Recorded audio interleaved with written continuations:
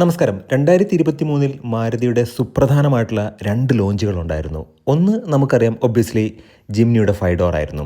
അത് 8 നിലയിൽ പൊട്ടി. വാഹനം മോശമായതുകൊണ്ടല്ല, അതിൻ്റെ പ്രൈസിംഗ് ആണ്. 9,99,000 രൂപയ്ക്ക് ഇന്ത്യൻ മാർക്കറ്റിലേക്ക് ഇൻട്രൊഡ്യൂസ് ചെയ്യാനിരുന്നൊരു വാഹനത്തെ ഈ വാഹനത്തിൻ്റെ ഹൈപ്പെല്ലാം കണ്ടിട്ട് എത്തിപ്പെടാൻ കഴിയുന്നതിന് മുകളിലുള്ള ഒരു പ്രൈസിങ്ങിൽ ആ ഒരു വാഹനത്തെ കൊണ്ട് പ്ലേസ് ചെയ്തു.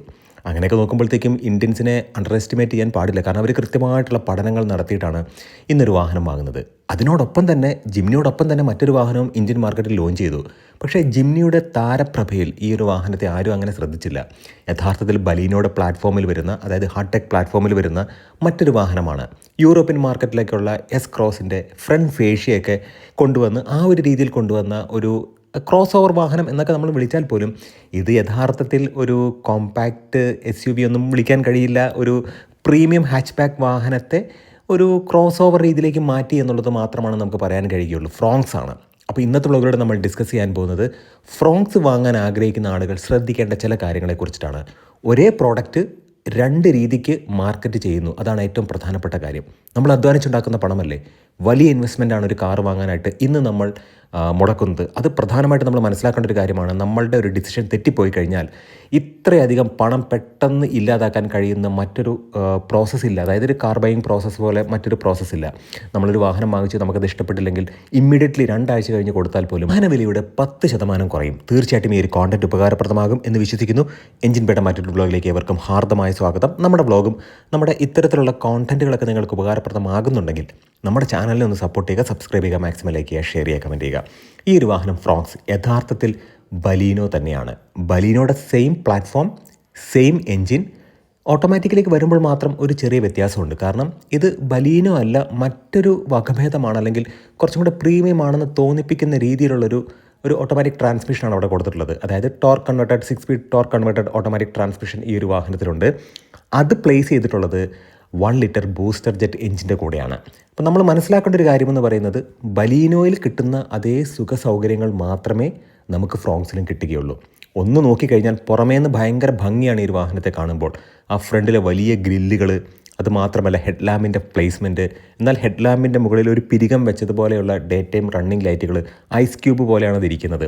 അതൊക്കെ കാണാൻ വളരെ ഭംഗിയാണ്. പക്ഷേ വാഹനത്തിൻ്റെ ഉള്ളിൽ നിങ്ങൾ കയറിയിരുന്നാൽ ഈ ഒരു ഡിസൈൻ ലാംഗ്വേജ് നിങ്ങൾക്ക് ക്ലസ്ട്രോഫോബിക് ഫീൽ തീർച്ചയായിട്ടും ഉണ്ടായിരിക്കും. വിസിബിലിറ്റി എന്ന് പറയുന്നത് 0 ആയിട്ടാണ് എനിക്ക് തോന്നിയിട്ടുള്ളത്. കാരണം അങ്ങനെ പറയുമ്പോഴത്തേക്കും അതിൻ്റെ കാരണം കൂടെ നമ്മൾ പറഞ്ഞല്ലോ.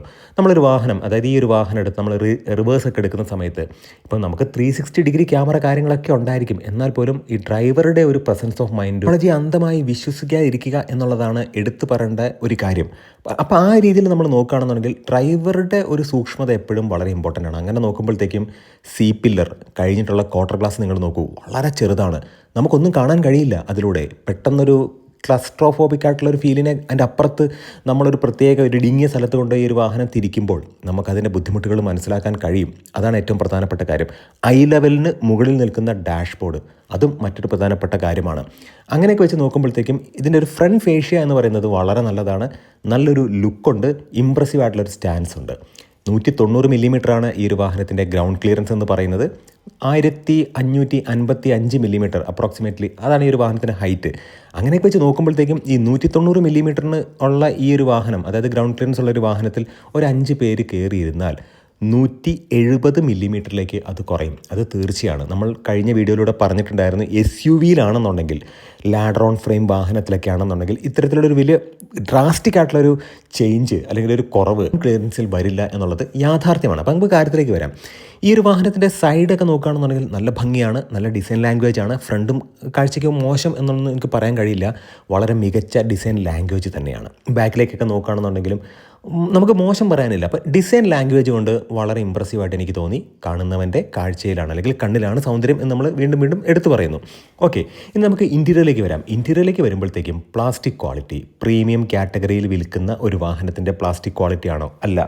ഇനി ബട്ടൺ ക്വാളിറ്റി ഇത് എൻ്റെ പേഴ്സണൽ അഭിപ്രായമാണ്. കുറച്ചും കൂടെ പ്രീമിയം നെക്സ നമ്മൾ കുറച്ചും കൂടെ എക്സ്പെക്ട് ചെയ്യും, അതാണ് പ്രധാനപ്പെട്ട കാര്യം. അതിനനുസരിച്ചുള്ള പണവും കൊടുക്കുന്നുണ്ട്. 10 lakhs മുകളിലൊക്കെയാണ് അത്യാവശ്യം നല്ലൊരു മോഡലിൻ്റെ പ്രൈസ് എന്ന് പറയുന്നത്, ഓൺ റോഡ് പ്രൈസ് എന്ന് പറയുന്നത്. പിന്നെ നമ്മൾ മനസ്സിലാക്കേണ്ട വേറൊരു കാര്യം എന്ന് പറയുന്നത് പാനൽ ഗ്യാപ്സ്. നല്ല രീതിക്ക് പാനൽ ഗ്യാപ്സ് അവിടെ ഇവിടെയൊക്കെ ഞാൻ തീർച്ചയായിട്ടും ഈ ഒരു വാഹനത്തിൽ കണ്ടിട്ടുണ്ട്. പെയിൻറ്റ് ക്വാളിറ്റിയെക്കുറിച്ച് ഞാൻ ഒന്നും പറയുന്നില്ല. ബലീനോയും ഫ്രോങ്സും ഒക്കെ സെയിം പെയിൻറ്റ് ക്വാളിറ്റി തന്നെയാണ്. ഈ ഡോറിൻ്റെ എഡ്ജിലൊക്കെ ഈ പെയിൻറ്റ് ഇങ്ങനെ പൊട്ടി പോകുന്നത് ഞാൻ വളരെയധികം കണ്ടിട്ടുണ്ട്. പിന്നെ മറ്റൊരു കാര്യം എന്ന് പറയുന്നത്, ഈ ഒരു വാഹനത്തിൻ്റെ ഡിസൈൻ നോക്കുകയാണെന്നുണ്ടെങ്കിൽ ബാക്കിലേക്ക് ഇങ്ങനെ സ്കൂപ്പ് ചെയ്ത് ഇറങ്ങുന്നത് പോലെയാണ്. അതുകൊണ്ട് തന്നെ ഹൈറ്റുള്ള ഒരാൾ, ഇപ്പം എന്നെ സംബന്ധിച്ചിടത്തോളം എനിക്ക് 180 സെൻറ്റിമീറ്ററാണ് ഹൈറ്റ്. ഞാൻ ഇരിക്കുന്ന സമയത്ത് എനിക്ക് തോന്നിയൊരു കാര്യം എന്ന് പറയുന്നത്, തല മുട്ടുന്നില്ല, ബാക്കിൽ ടച്ച് ചെയ്യുന്നില്ല. പക്ഷേ നമുക്ക് എപ്പോഴും ഒരു പേടിയാണ്, ഇൻ കേസ് നമ്മളൊന്ന് അനങ്ങുകയാണെന്നുണ്ടെങ്കിൽ തല ഇടിക്കുമോ എന്നൊരു ഭയത്തിലാണ് നമ്മളിങ്ങനെ ഇരിക്കുന്നത്. ഇനിയിപ്പോൾ ഏതെങ്കിലും ഒരു ഹമ്പിലോ ഗട്ടറിലോ ഒക്കെ കയറുകയാണെന്നുണ്ടെങ്കിൽ തീർച്ചയായിട്ടും തല നൈസായിട്ടൊന്ന് മുട്ടാനുള്ള സാധ്യതയുണ്ട്. പിന്നെ പ്രധാനപ്പെട്ട ഒരു കാര്യമെന്ന് പറയുന്നത്, ബാക്ക് സീറ്റിലെ ആ ഒരു സീറ്റിൻ്റെ റിക്ലൈൻ എന്ന് പറയുന്നത് ഒരിക്കലും അങ്ങ് സുഖകരമായിട്ട് തോന്നുന്നില്ല. പിന്നെ ഇരിപ്പ് സുഖവും ഇല്ല. അത് എൻ്റെ പേഴ്സണൽ അഭിപ്രായമാണ്. അതിന് വിഭിന്നമായിട്ടുള്ള അഭിപ്രായങ്ങൾ ഉള്ളവരുണ്ടായിരിക്കാം. പക്ഷേ വളരെയധികം ഈ ഛർദ്ദിക്കാനുള്ളൊരു ടെൻഡൻസി ഈ ഒരു വാഹനത്തിൽ ബലീനോയെ കമ്പയർ ചെയ്യുമ്പോഴത്തേക്കും കൂടുതലാണ് എന്നുള്ളത് ഒരു യാഥാർത്ഥ്യമായിട്ട് എനിക്ക് തോന്നുന്നുണ്ട്. കാരണം നമ്മളൊരു കുഴിക്കകത്തിരുന്നിട്ട് അത്തരത്തിലുള്ള ഒരു ഇരിപ്പാണ് ഈ ഒരു വാഹനത്തിനകത്ത് നമുക്ക് ഫീൽ ചെയ്യുക.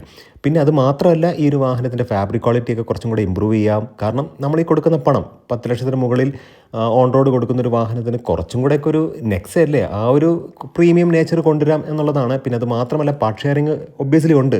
നമ്മൾ കഴിഞ്ഞ വീഡിയോസിലൊക്കെ പറഞ്ഞതാണ്. ഇപ്പോൾ ബട്ടൺ ക്വാളിറ്റി ആയിക്കോട്ടെ, AC ബട്ടൺ ആയിക്കോട്ടെ, പവർ വിൻഡോയുടെ ബട്ടൺ ആയിക്കോട്ടെ, ഇനി അതല്ല ലോവർ വേരിയൻറ്റിൽ വരുന്ന കീ ഫോബ് ആയിക്കോട്ടെ, അതല്ലെന്നുണ്ടെങ്കിൽ കീ ആയിക്കോട്ടെ, ഇതെല്ലാം നോക്കുമ്പോഴത്തേക്കും പാർട്ട് ഷെയറിംഗ് ആണ്. അറീനയിലെ വാഹനങ്ങളുടെ പാർട്സ് എല്ലാം കൂടെ എടുത്ത് വെച്ചിട്ട് നെക്സയിലെ വാഹനങ്ങളിൽ കൊണ്ടുവച്ചിട്ട് കുറച്ച് പ്രീമിയം ആണെന്ന് പറഞ്ഞ് കുറച്ച് ലുക്സൊക്കെ മാറ്റിയിട്ടാണ് ഈ ഒരു വാഹനം വിൽക്കുന്നത്. പക്ഷേ എഞ്ചിനിലേക്ക് വരുമ്പോഴത്തേക്കും മികച്ച എഞ്ചിനാണ്. ഏറ്റവും ഇമ്പ്രസീവായിട്ട് തോന്നിയത്, ഒരു കാര്യം കൂടി എടുത്ത് പറയട്ടെ, 1.2 നാച്ചുറലി ആസ്പിറേറ്റഡ് 4 സിലിണ്ടർ K12N എന്ന് പറയുന്ന എഞ്ചിനുണ്ട്. അതിൻ്റെ കൂടെ 5 സ്പീഡ് AMT ട്രാൻസ്മിഷനും അവൈലബിൾ ആണ്. പക്ഷേ നമ്മൾ ഫോക്കസ് ചെയ്യുന്നത് ബൂസ്റ്റർ ജെറ്റ് എഞ്ചിനാണ്. അത് 998 cc 3 സിലിണ്ടർ എഞ്ചിനാണ്. ഇപ്പോൾ 1.2 K12N എന്ന് പറയുന്നത് 4 സിലിണ്ടർ എഞ്ചിനാണ്. അപ്രോക്സിമേറ്റ്ലി ഒരു 88 bhp പവറും അത് 6000 RPM ലഭിക്കുന്നത്. 6000 RPM എന്ന് പറയുമ്പോഴത്തേക്കും ഫിഫ്ത്ത് ഗിയറിലിട്ടിട്ട് നല്ല രീതിക്ക് കാല് കൊടുത്താൽ മാത്രമേ ഒരു 6000 RPM എത്താൻ കഴിയുകയുള്ളൂ. 5 പേരൊക്കെ വെച്ചിട്ട് ഒരു കയറ്റം കയറുക എന്ന് പറയുന്നത് ഈ ഒരു കാറിനെ സംബന്ധിച്ചിടത്തോളം അത്യാവശ്യം ഡിഫിക്കൽട്ടായിട്ട് എനിക്ക് തോന്നിയിട്ടുണ്ട്. പിന്നെ ടോർക്കിലേക്ക് വരുമ്പോഴത്തേക്കും N എന്ന് പറയുന്ന എഞ്ചിൻ നൽകുന്ന ടോർക്ക് 113 Nm ടോർക്കാണ്. അത് 4400 RPM ജനറേറ്റ് ചെയ്യുന്നത്. അപ്പോൾ ടോർക്കി ആയിട്ടുള്ളൊരു എഞ്ചിനാണോ എന്ന് ചോദിച്ചാൽ അങ്ങനെയല്ല. അത്യാവശ്യം നല്ല ഫ്യൂൽ എഫിഷ്യൻസി ഉള്ളൊരു എഞ്ചിൻ തന്നെയാണ്. മോശം പെർഫോമൻസ് എന്ന് പറയാൻ കഴിയില്ല. പക്ഷേ ഈ 6000 RPM 89 bhp പവർ അല്ലെങ്കിൽ 88 bhp പവർ. അപ്പോൾ നമ്മുടെ ഓൺ പേപ്പർ നമ്മുടെ വാഹനത്തിന് 88 bhp പവറുണ്ട്.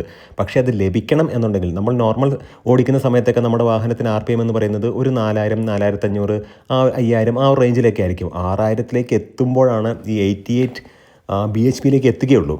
ഇനി ബൂസ്റ്റർ ജെറ്റിനെ കുറിച്ച് പറയുകയാണെന്നുണ്ടെങ്കിൽ 998 cc 3 സിലിണ്ടറാണ്. 3 സിലിണ്ടർ ടർബോ എഞ്ചിനാണ്. അതാണ് എടുത്ത് പറയേണ്ട ഒരു കാര്യം.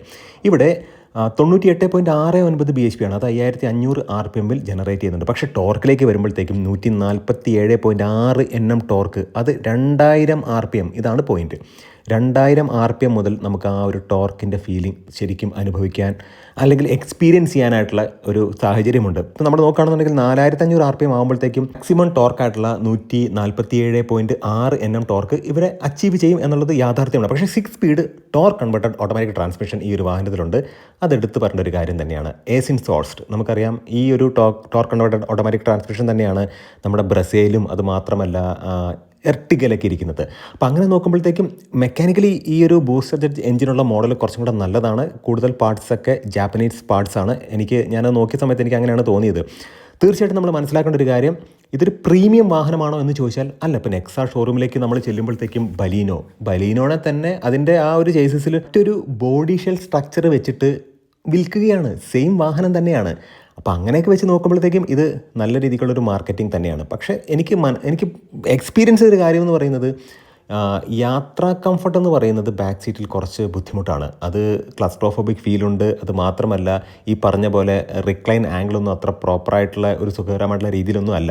വാഹനം മോശം എന്നുള്ളതല്ല, മെക്കാനിക്കലി വാഹനം വളരെ നല്ലതാണ്. പക്ഷേ ഇരിപ്പ് സുഖം ഞാനൊരു സാധാരണക്കാരനാണ്, അപ്പം നമ്മുടെ നാടൻ ഭാഷയിൽ പറയുകയാണെന്നുണ്ടെങ്കിൽ ഇരിപ്പ് സുഖം വലിയ കാര്യമായിട്ടില്ല. തീർച്ചയായിട്ടും പ്രീമിയം എന്ന് പറഞ്ഞിട്ട് നെക്സ ഷോറൂമിൽ ചെല്ലുമ്പോൾ അവിടെയുള്ള പല വാഹനങ്ങളുടെയും പല പാർട്സും അല്ലെങ്കിൽ പല കോമ്പണൻസും എറീന ഷോറൂമിലെ വാഹനങ്ങളുടേതാണെന്ന് മനസ്സിലാക്കുമ്പോൾ നമുക്കുണ്ടാകുന്നൊരു ബുദ്ധിമുട്ടുണ്ടല്ലോ, തീർച്ചയായിട്ടും അത് തന്നെയാണ്. പക്ഷേ വാഹനം വളരെ മോശമാണെന്നൊന്നും ഞാൻ പറഞ്ഞിട്ടില്ല. നല്ല എഞ്ചിനാണ്, നല്ല ട്രാൻസ്മിഷനാണ്.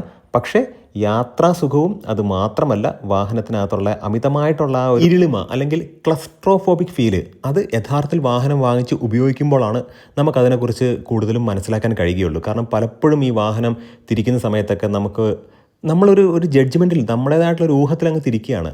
തീർച്ചയായിട്ടും അതൊക്കെ പ്രാക്ടിക്കലി വളരെയധികം ബുദ്ധിമുട്ടുകൾ ഉണ്ടാക്കും. നമ്മൾ പ്രായോഗികമായിട്ട് ചിന്തിക്കുമ്പോൾ അതെല്ലാം നമുക്ക് പ്രാക്ടിക്കലി ബുദ്ധിമുട്ടുകൾ ഉണ്ടാക്കുന്ന ഘടകങ്ങളാണ്. തീർച്ചയായിട്ടും ഈ ഒരു കോണ്ടന്റ് ഉപകാരപ്രദമായി എന്ന് വിശ്വസിക്കുന്നു. നല്ല നല്ല ഇൻഫോർമേറ്റീവ് ആയിട്ടുള്ള വീഡിയോസുമായിട്ട് നമുക്ക് വീണ്ടും കാണാം. ഒരു കാര്യം കൂടി എടുത്തു പറയട്ടെ, സീരീസ് ഹൈബ്രിഡ് ടെക്നോളജിയിൽ മാരുതി സുസുക്കിയുടെ വാഹനങ്ങൾ വരുമ്പോൾ അതിലാദ്യമായിട്ട് വരുന്ന വാഹനങ്ങളുടെ ശ്രേണിയിൽ ഒരു വാഹനം നമ്മുടെ ഫ്രോങ്സ് തന്നെയായിരിക്കും. നന്ദി, നമസ്കാരം.